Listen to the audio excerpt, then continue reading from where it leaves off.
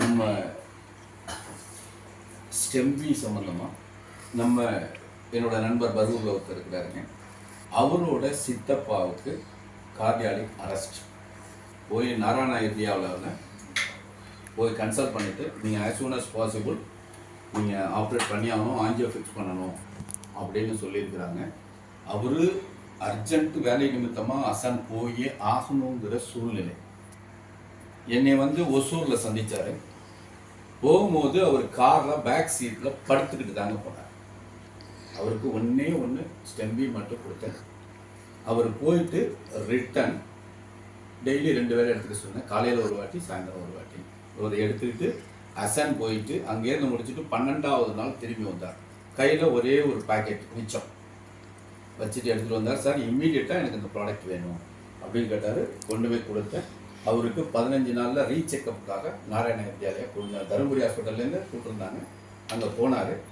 போயிட்டு செக் பண்ணதில் உங்களுக்கு எந்த நெசசிட்டியும் இல்லை ஆஞ்சியோ பண்ணணும் அப்படிங்கிறதுக்கான ஒரு ரிசல்ட் வந்தது.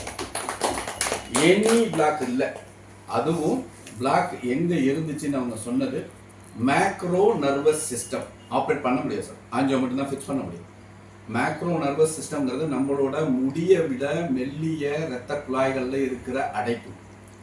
அதை ஆப்ரேட் பண்ணி எடுக்க முடியாது, ஸ்டெண்ட் வைக்க முடியாது, எதுவுமே பண்ண முடியாது. ஆஞ்சியோவில் வச்சு பிளட்டை பம்ப் பண்ண முடியும், அது மட்டும்தான் பண்ண முடியும். அந்த இடத்துல இருந்த அடைப்பை கூட எடுக்கக்கூடிய ஒரு அற்புதமான ப்ராடக்ட் இன்னைக்கு நம்ம கையில் இருக்கு சார். இதே மாதிரி நிறைய டெஸ்டிமோனியல் நாங்களும் கொடுத்துக்கிட்டே இருக்கிறோம், கேட்டுக்கிட்டே இருக்கிறோம். இன்னொரு நண்பர் நம்ம மேச்சரில் இருக்கிறாருங்க. அவரும் நாராயண வித்யாலயாவுக்கு முதல் நாள் ஆப்ரேஷன் பண்றதுக்கு அடுத்த நாள் ஒசூர்ல என்னை சந்திச்சார்.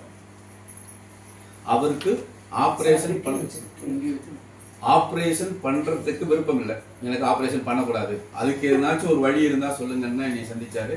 அவருக்கு ஸ்டெம்மியும் உராக்வியும் கொடுத்தேன். அவருக்கு என்ன இஷ்யூன்னா 4 வால், ஹார்ட்ல இருக்கிற 4 வால்ல ஒரு வால் ஃபங்க்ஷன் இல்லை, பிளட் லீக் ஆகிட்டு இருக்குது. அது இமீடியட்டா பண்ணியே ஆகணுன்றாங்க. அண்ட் தென் பைல்ஸ், இது ரெண்டும் இருக்கிறதுனால ஆப்ரேஷன் பண்ண முடியாமல் டேட் தள்ளி கொடுத்துட்டே இருக்கிறாங்க. மெடிக்கேஷன் கொடுத்து அவருக்கு மரண வேதனை. பைல்ஸ் தான் எல்லாருமே உணர்ந்திருப்பீங்க, எப்படின்னு கேள்விப்பட்டிருப்பீங்க. உணர்ந்துகிட்டு இருந்தாலும் அவருக்கு ஸ்டெம்பியும் உராக்வியும் கொடுத்தேன். இன்னையோட 21 நாள் ஆச்சுங்க.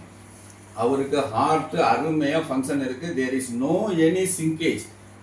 ஹார்ட்டில் 4வது வால்வு நல்லா இருக்குது, சுருக்கம் எதுவும் இல்லை அப்படிங்கிற ரிசல்ட் வந்திருக்கு. பைல்ஸோட சைஸ், எக்ஸ்டர்னல் ஃபைல்ஸ் அவருக்கு அதோட சைஸ் குறைஞ்சி உள்ளே போயிருக்கு. ஒரு அருமையான, இதுக்கு இவ்வளோ தூரம் நீங்கள் இவ்வளோ பாராட்டு கொடுக்கணும்னு நினைக்கிறேன் நான் ப்ராடக்ட்டுக்கு. அந்த லெவலுக்கு ப்ராடக்ட் சப்போர்ட் இருக்கு. என்ன காரணம்? உயிருக்கு பயந்து என்கிட்ட வந்தாங்க. நான் பெருமையாக சொல்லி எனக்காக சொல்லுங்க, இது என் கையில் இருக்குங்கிறது தெரிஞ்சு வந்தாங்க. அந்த லெவலுக்கு ஒரு மாற்றத்தை கொடுக்கக்கூடிய ஒரு அற்புதமான ப்ராடக்ட் இன்னைக்கு நம்ம கையில் இருக்கு. இதை வச்சு இந்த உலகத்தையே மாற்ற முடியும்.